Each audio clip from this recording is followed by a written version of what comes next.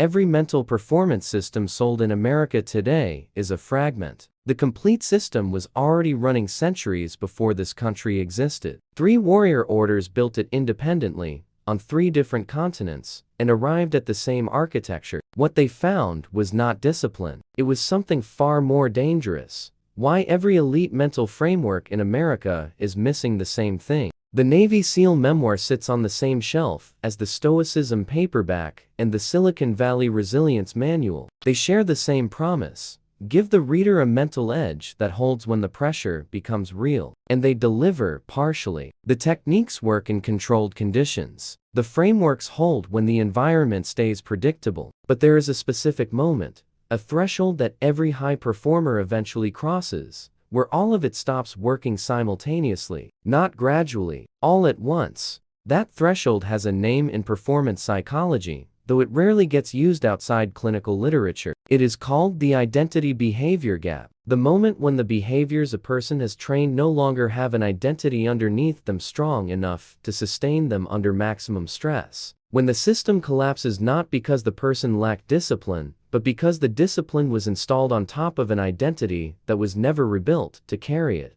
Every warrior system examined in this investigation was built on a premise that the American self-improvement industry structurally avoids, because it is commercially inconvenient. Before you can install a high-performance operating system, the existing one has to be dismantled, not upgraded. Dismantled. And that dismantling is not a metaphor. It was a literal, engineered process in each of the 3 systems this video excavates. The Spartan Agoge did not teach young men to be disciplined. It reconstructed their identity at the foundational level, over years, using a total environmental design so precise that the concept of individual motivation became architecturally irrelevant. The Knights Templar formation did not add a spiritual dimension to a warrior's life. It used the structure of monastic practice as a neurological regulation system that made the warrior psychologically impossible to destabilize in combat. The Bushido code did not teach samurai to manage fear. It eliminated fear's relevance as an input into decision-making by resolving the question every fearful mind refuses to answer directly. Here is what makes this investigation different from every warrior mindset book currently on the American market. Those books extract the outputs of these systems and sell them as techniques. What this video excavates is the architecture underneath the outputs, the mechanism, the reason the techniques worked, and the reason a fragment of a system, no matter how well packaged, performs like a fragment when the stakes become total. The mental toughness the Spartan system produced was not hardship for hardship's sake. It was the construction of a specific cognitive architecture that made decisive action automatic under the conditions where most minds shut down completely. That distinction between enduring pain and building the architecture that processes pain as neutral data is the gap between what modern performance culture sells and what these 3 systems actually delivered. If this is the kind of investigation you want more of, the subscribe button keeps the next one in your feed. What comes next is the mechanism the American high-performance market has the most access to and understands the least. What the Templars built that no productivity app will ever replicate. There is an organization in medieval history that was simultaneously the most militarily effective fighting force of its era and the most psychologically sophisticated performance system ever constructed inside a religious framework. Most people know the name. Almost no one understands what made it work. The Knights Templar were not warriors with the spiritual side. That framing, which dominates every popular account of the order, completely inverts the actual architecture. The spiritual practice was not the complement to the warrior function. It was the engineering foundation that produced the warrior's most decisive psychological advantage, the complete absence of ego as an operational variable in combat. The Templars observed canonical hours of prayer whether they were in a monastery in France or on campaign in the Holy Land. Their meals were taken in silence, accompanied by scripture readings. The routine was not adjusted for the psychological demands of an upcoming battle. It was held constant regardless of external conditions,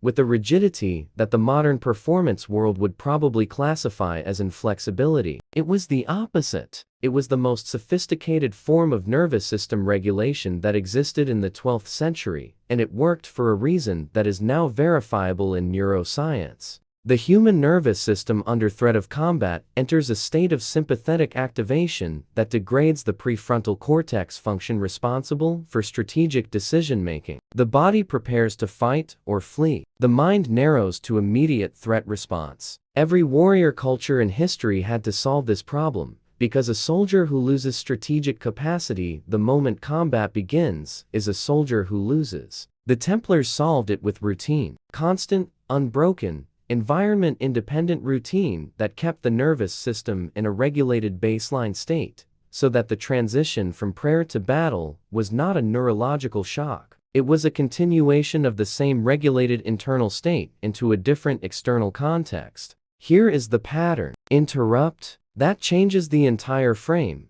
The Templars were not psychologically stable because they were devout. They were psychologically stable because the structure of devotion was an unintentional but precise neurological engineering decision. The faith was real. The mechanism was biochemical. A Templar Knight could not act on individual initiative without explicit permission, even when a clear tactical opportunity presented itself. This was not a limitation on courage. It was institutionalized impulse suppression, the collective capacity to override individual instinct in favor of strategic precision. No modern leadership training program teaches this effectively because it cannot be taught in a seminar. It has to be built through thousands of repetitions of deferred individual action inside a system where the group's judgment supersedes the individual's impulse. Every single day, without exception. For the American high-performance audience, this is the sharpest disruption in the entire video.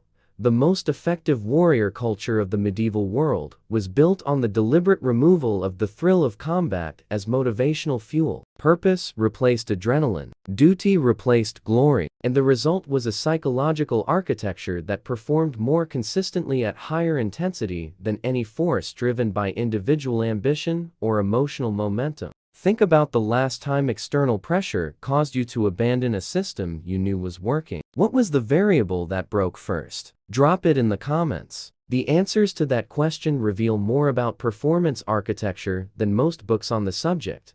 The third system takes everything established here and runs it through a culture that had no contact with either the Spartans or the Templars, and arrived at a conclusion so precise it should be impossible. How the samurai solved the problem every high performer refuses to confront. The Bushido code contains a concept that most Western interpretations sanitize into philosophy and most Eastern interpretations elevate into spirituality. Neither treatment gets at the operational function. The concept is the daily meditation on death, and what it produced was not peace of mind in the conventional sense. It was the systematic elimination of the mind's most expensive cognitive operation, the continuous background calculation of personal survival as a variable in every decision. Every human brain runs this calculation automatically. It is not a character flaw or a sign of weakness. It is the default architecture of a nervous system built by evolution to keep the organism alive. The problem is that in any high-stakes decision environment, that calculation is not neutral. It introduces a bias toward the choice that minimizes personal risk over the choice that maximizes strategic effectiveness. And when the stakes are high enough, when the decision is significant enough, that bias is the difference between the response the situation requires and the response the ego can afford. The samurai did not train to be unafraid. Fear suppression was not the goal, and would not have been the outcome even if it were. What the daily meditation on death produced was something structurally different, a pre-resolved relationship with the worst possible outcome. The samurai who had already accepted death as a likely variable in his operational future was not braver than a warrior who had not done that work. He was simply freed from spending cognitive resources on a calculation that had already been completed. The bandwidth that most minds dedicate to managing fear of the outcome was, in the fully trained samurai, available for the decision itself. Here is the historical detail that breaks the frame completely. The Spartan system arrived at the same solution through a different mechanism, on the other side of the planet, centuries earlier, with zero historical contact between the two cultures. Spartans were trained to face death without illusion, not as a good outcome, not as a bad outcome, but as a neutral data point that did not change the requirements of the present action. The convergence between two completely independent warrior cultures on the same cognitive architecture is not coincidence. It is evidence of a property of the human mind that operates independently of culture, religion, or geography. When two separate civilizations, with no communication between them, solve the same problem with the same solution, what they found is not a tradition. It is a fact about how the mind works. And when a third civilization, the Templars, arrives at the same operational state through the mechanism of duty and the elimination of ego as a decision variable, the pattern becomes impossible to dismiss as cultural artifact. It becomes a map of something that was always true about human cognition under extreme pressure, waiting to be found by anyone who looked directly at the problem without flinching. The peak performance psychology that modern culture sells as cutting edge was running in full in 3 different locations before the year 1300. The question is not whether it works. The question is why the most complete version of it has been systematically fragmented into techniques that function below their potential. If what you're discovering here is worth your time, the light tells the algorithm to put this in front of someone else who needs it. The next section is where the entire investigation turns. Everything before it was evidence. What comes next is the implication that changes how you see your own mind. What happens to a mind that has already resolved the question everyone else is still running from? There is a performance state that the 3 warrior systems in this investigation all produced, through different mechanisms, at different times, on different continents. Modern performance science has identified it. Elite military psychologists have documented it. High-altitude mountaineers and combat veterans and emergency surgeons describe it in almost identical language. It is not flow in the sense that productivity literature uses the word. It is something more specific and more structural. It is the state that emerges when the mind stops allocating resources, outcome management, and redirects everything to present action. Not as a technique. Not as a breathing exercise that lasts 90 seconds before the noise comes back. As a persistent baseline condition produced by years of deliberate identity reconstruction, in an environment specifically designed to make that reconstruction possible.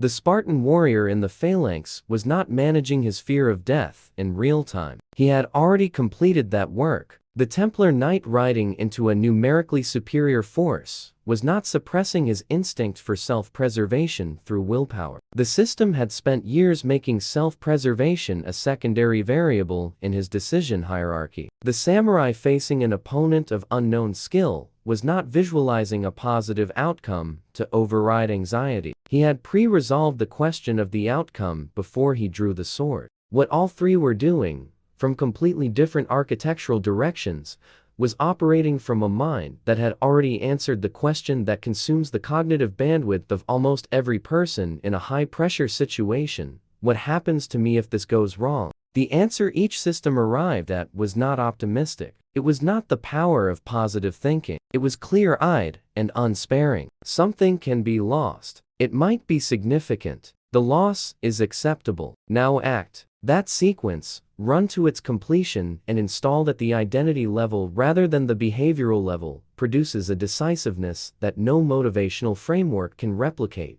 because motivational frameworks are specifically designed to avoid running that sequence to its real conclusion. The highest performing minds in the modern world, the ones that consistently make precise decisions under conditions that cause most people to freeze or overcorrect, share a single characteristic that almost never appears in the public narratives about what makes them effective. They have a settled relationship with the worst realistic outcome. Not denial, not recklessness. Settlement. The cognitive work of facing the worst case clearly and deciding, in advance, that it does not change the requirement of the present action. That is what the 3 warrior systems were building. Not courage, not resilience, not grit. A specific cognitive architecture in which the most expensive mental operation most people run continuously, the management of fear about outcomes, had already been completed before the moment of highest pressure arrived. What remained was the decision, unobstructed. This is the layer of these systems that every fragment-based performance methodology misses. Because the fragment is a technique, and the technique can only be applied by the identity that already exists. The architecture these three systems built was a different identity, one that performed differently not because it tried harder, but because it was structured differently. At the foundation, what if the operating system these warriors built is exactly what the age of AI demands? The environment that the three warrior systems were engineered to navigate: maximum complexity, incomplete information, irreversible consequences, decisions that could not be delegated or delayed, is the environment that the most consequential human roles in the modern world now operate in permanently, not occasionally, permanently. And the rate of that environmental pressure is not stabilizing. It is accelerating in direct proportion to the deployment of artificial intelligence across every decision-making domain that previously absorbed human cognitive bandwidth at the lower levels of the hierarchy. When AI handles the structured decisions, what remains for human judgment is precisely the category of decision that these warrior systems were built to sustain, the ones with no clear precedent, no guaranteed outcome, no algorithmic path to confidence, and consequences that land on human beings in ways that data models do not fully capture. The Templar Knight who had to decide whether to hold the line or execute a tactical retreat with incomplete battlefield information was navigating a problem structurally identical to the one facing a leader who must make a call that no AI model can validate, in a window of time that does not allow for the comfort of consensus. The ancient mental frameworks this investigation excavated were not built for a pre-modern world. They were built for a specific cognitive condition, which is the permanent condition of anyone operating at the edge of what their environment can clearly map. That condition is now the defining feature of every high-leverage human role in an economy where artificial intelligence has removed the ceiling on what structured, data-rich decisions can look like when they are handled correctly.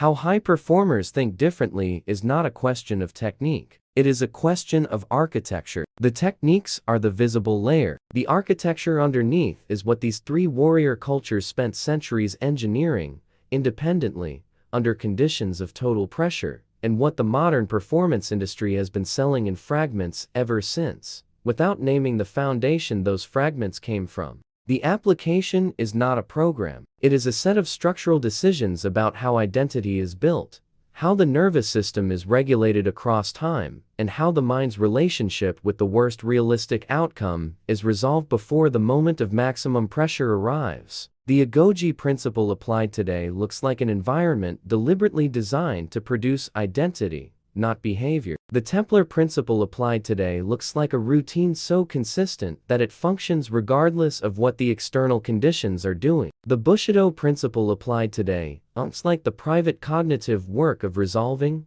in advance and with full clarity, what you are genuinely willing to lose in pursuit of what matters most to you. None of that is complicated. All of it is rare. And the distance between those two facts is where elite performance actually lives. If what you found in this investigation shifted something in how you see your own mental architecture, subscribe and hit the bell. The next investigation goes somewhere most people in this space never look: inside the decision-making systems of the world's most effective negotiators, and the one cognitive mechanism they share with every warrior order examined here that nobody in the negotiation literature ever names directly. What was revealed in this video is the first layer of something that goes considerably deeper. The system these warriors built did not begin with discipline. It began with the question that most people spend their entire lives structurally avoiding. What that question is, and why answering it changes everything that comes after it, is a conversation this channel is not finished having.